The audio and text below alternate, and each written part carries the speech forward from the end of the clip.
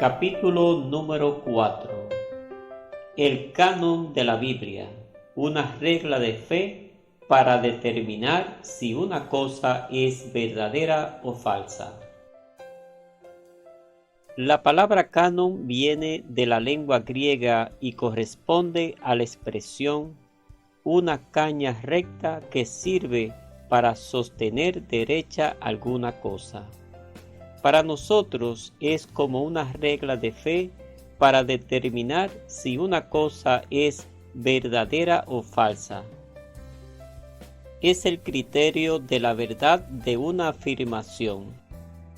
Es la medida, la norma o regla de algo. Hay 4 cánones o listas oficiales de libros de la Biblia. El canon de los judíos.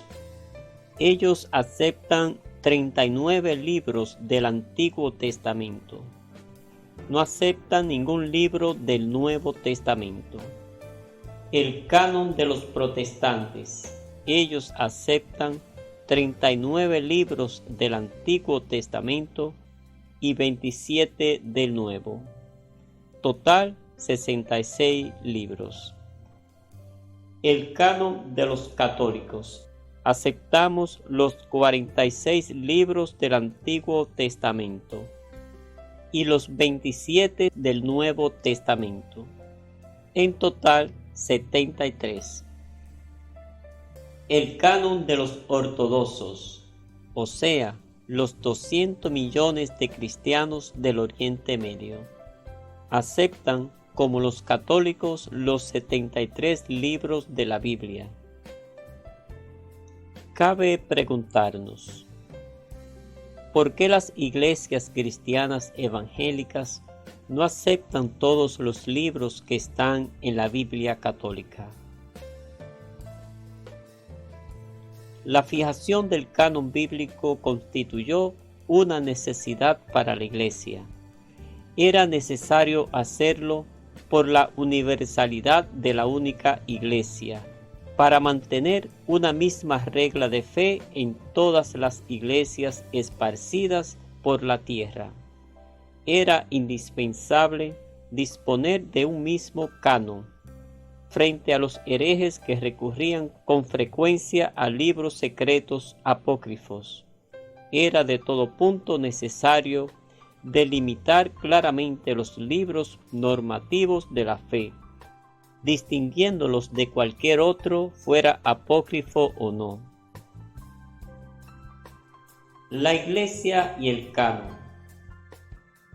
Es interesante saber que los 73 libros de la Biblia que tenemos entre manos son fruto de un discernimiento inspirado por Dios que hizo la Iglesia, declarando cuáles libros son canónicos y cuáles apócrifos. La pregunta que salta a la vista es saber quién tiene la autoridad o la capacidad para discernir si un libro pertenece o no a la Biblia. La Iglesia lo único que hace es atestiguar que ese libro existente ha sido inspirado por Dios. No es la Iglesia quien inventa los libros. ¿Por qué corresponde a la Iglesia discernir que ese libro es inspirado por Dios? Por 2 motivos. A. Porque la Biblia, palabra de Dios escrita, es fruto de la predicación de la Iglesia misma. Fue la primera comunidad cristiana quien empezó a poner por escrito su predicación sobre la vida y doctrina de Jesús. Entonces, solo a ella pertenece la justa interpretación de lo que escribió, como pertenece solo al autor de un libro interpretar rectamente lo que escribió en su libro. B. Porque Jesús entregó a Pedro las llaves de su reino, es decir, de su iglesia, y solo él, unido a los apóstoles por mandato de Jesús, tiene el poder del Espíritu Santo de discernir la verdad. También los obispos, siempre en comunión con el Papa, son sujetos de magisterio auténtico y son asistidos por el Espíritu de Cristo para explicar y aplicar la Escritura. Todo cristiano tiene, sin duda, este Espíritu de Dios al recibir el bautismo, pero el cristiano, como individuo y particular, no tiene la función el interpretar la Biblia, nos dice el Concilio Vaticano II. El oficio de interpretar auténticamente la palabra de Dios, oral o escrita, ha sido encomendado únicamente al magisterio de la Iglesia, el cual lo ejercita en nombre de Jesucristo. Pero el magisterio no está por encima de la palabra de Dios, sino a su servicio, para enseñar puramente lo transmitido, pues por mandato divino y con la asistencia del Espíritu Santo, lo escucha devotamente, lo custodia celosamente, lo explica fielmente y de este depósito de la fe saca todo lo que propone como revelado por Dios para ser leído. De aquí concluimos lo siguiente. La Biblia tiene que considerarse una expresión de la fe de la Iglesia apostólica. San Agustín afirmaba: no creería en el Evangelio si no fuera por la autoridad de la Iglesia católica que me lo ordena. Y los primeros obispos de la Iglesia llamaban a la Biblia el libro de la Iglesia. Otra conclusión: todo libro inspirado es canónico y no al revés. Es decir, la canonicidad es efecto de la inspiración. La Iglesia no causa la inspiración, sino que la reconoce al hacerlo canónico. Es necesario fijar el canon para que la fe en toda la Iglesia universal sea una y tenga un único criterio. De lo contrario, en vez de Pentecostés tendríamos una Torre de Babel, como pasa entre algunos protestantes. Una cita del Concilio Vaticano II aclara el papel de la Iglesia. La Iglesia, guiada por el Espíritu Santo y por el magisterio de sus pastores, es la depositaria y guardiana del tesoro de la revelación y la única intérprete de la Iglesia. El Papa y los demás obispos son maestros auténticos del Evangelio, es decir, lo explican, lo interpretan y lo aplican a la vida de los hombres con la autoridad de Cristo, que es cabeza. ¿Cuándo fue establecido el canon de la Biblia? Desde los primeros tiempos, el cristianismo, la Iglesia católica, consideraba algunos escritos como canónicos o inspirados, y otros los rechazó. A estos últimos los llamó apócrifos. La palabra canónico se utiliza por primera vez en el concilio de Laodicea de Frigia, en el año 360.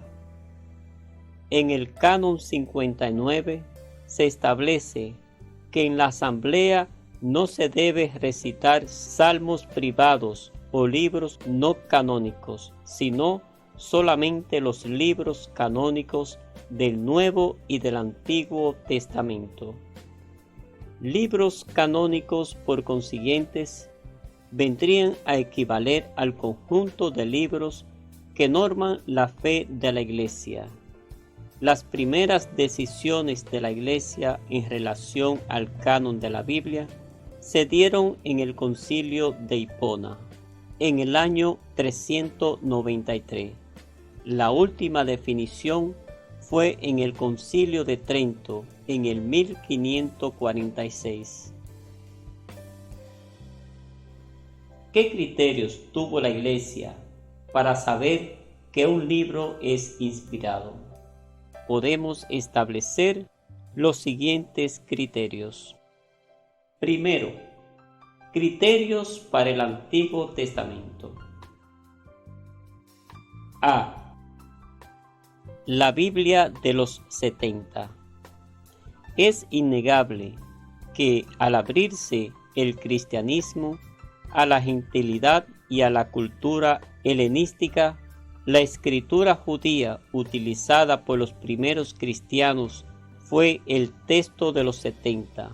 Pues bien, en la Biblia de los 70 están incluidos tanto los libros protocanónicos y los deuterocanónicos del Antiguo Testamento. B. Uso en el culto. Parece ser que la liturgia sinagogal se leían cíclicamente cada 3 años los libros del Torá y de los profetas. Con el tiempo la lectura se extendió también a los escritos. El uso cúltico de un libro significa un reconocimiento al menos implícito de su carácter sagrado. Por otra parte, la Iglesia primitiva utilizó la Biblia judía en el propio culto dominical, aún colocándonos en un terreno hipotético. Es de suponer que los judíos en diásporas usarían para su culto todos los libros incluidos como sagrados en la Biblia de los 70.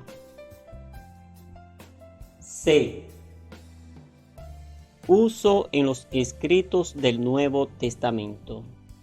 Es verdad que no todos los libros del Antiguo Testamento se encuentran citados en el Nuevo, aunque del hecho de no estar expresamente citados, no se deduce que no hayan sido usados y tenidos en cuenta en la redacción neotestamentaria. Segundo, para el Nuevo Testamento tenemos estos criterios. A. El origen apostólico, es decir, que un libro tenga como autor seguro a un apóstol o alguno de sus discípulos. Los apóstoles, considerados depositarios de la revelación histórica de Jesús, eran el canon vivo, intérpretes autorizados del mensaje y del acontecimiento salvífico de Jesús. Durante la segunda mitad del primer siglo, las iglesias destinatarias de algún escrito apostólico lo conservaron celosamente y lo fueron difundiendo e intercambiando con escritos apostólicos de otras iglesias.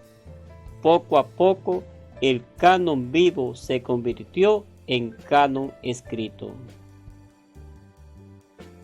B. El uso litúrgico que hizo la iglesia primitiva de ciertos libros. Es decir, los libros que fueron usados por los apóstoles y las primeras comunidades cristianas seguramente son canónicos.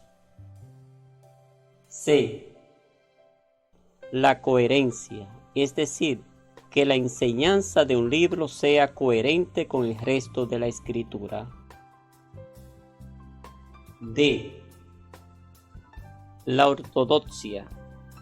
Ningún libro podía ser auténtico si contenía una interpretación del misterio de Jesús contraria a la ortodoxa, que se había formado en la tradición viva de los apóstoles. E. Listas antiguas del canon. La formación de una lista implica la aceptación de los libros enlistados como libros de carácter peculiar. En la carta escrita por Anastasio para la Pascua del 367, ya se enumeraban sin vacilación todos los libros del Nuevo Testamento. Este catálogo, 18 años más tarde, el año 385, será aceptado por San Jerónimo y divulgado por él en Occidente a través de su traducción oficial latina llamada Vulgata.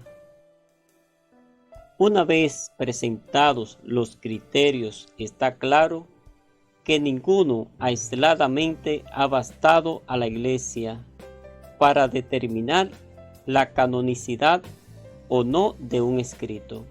Ha sido la conjunción de algunos de ellos o de todos la que ha dado a la Iglesia la certeza, bajo la asistencia y guía del Espíritu Santo, de estar ante un libro sagrado y por tanto de deber reconocerlo como tal. ¿Cómo se dividen los libros canónicos? Los 73 libros inspirados o canónicos de la Biblia se dividen de esta manera. A. Protocanónicos. Son aquellos libros que fueron y son considerados inspirados, sea por la religión judía, sea por la católica, como también por las iglesias protestantes. Es decir, que su inspiración no ha sido puesta en duda por ninguna iglesia. B. Deuterocanónicos. Son aquellos libros de la Biblia de cuya inspiración se dudó algún tiempo, o por alguna iglesia en particular. Son 7 libros deuterocanónicos del Antiguo Testamento: Tobías, Judith, Sabiduría, Eclesiastés, Baruch, Primera y Segunda de Macabeos, algunos fragmentos de Daniel y de Esther. Los protestantes no aceptan estos libros. También son 7 deuterocanónicos del Nuevo Testamento: Carta a los Hebreos, Carta de Santiago, Segunda de Pedro, Segunda y Tercera de Juan, Apocalipsis, más algunos versículos de los Evangelios: Marcos 16, 9 al 20, Lucas 22, 43, Juan 8 del 1 al 11. ¿Cómo se formó el canon del Nuevo Testamento? Todos, católicos y protestantes, aceptan como inspirado los 27 libros del Nuevo Testamento. Pero, ¿cómo se formó este canon? Podemos decir que fue gradualmente. A. Los apóstoles, después de la ascensión de Jesús, cumplieron su mandato de ir a todo el mundo. Entonces, no había nada escrito de la Biblia y doctrina de Jesús. Todo era predicación oral, según el recuerdo de los apóstoles. B. Los primeros escritos sobre la doctrina de Jesús fueron algunas cartas de San Pablo. C. Luego se hizo necesario poner por escrito la predicación de los apóstoles para conservar el tesoro de la buena nueva de Jesús. Nacieron así poco a poco todos los escritos del Nuevo Testamento. Se escribieron también otros escritos piadosos sobre Jesús, poniendo falsas firmas. La Iglesia entonces definió el canon. Como hemos dicho, el primer canon del Nuevo Testamento fue aprobado en el Concilio de Hipona en el año 393 y fue definido en el Concilio de Trento en el 1546. ¿Qué son los libros apócrifos? Se llaman apócrifos ciertos libros religiosos que la Iglesia no ha aceptado como inspirado, a pesar de que su contenido sea a veces semejante al de la Biblia.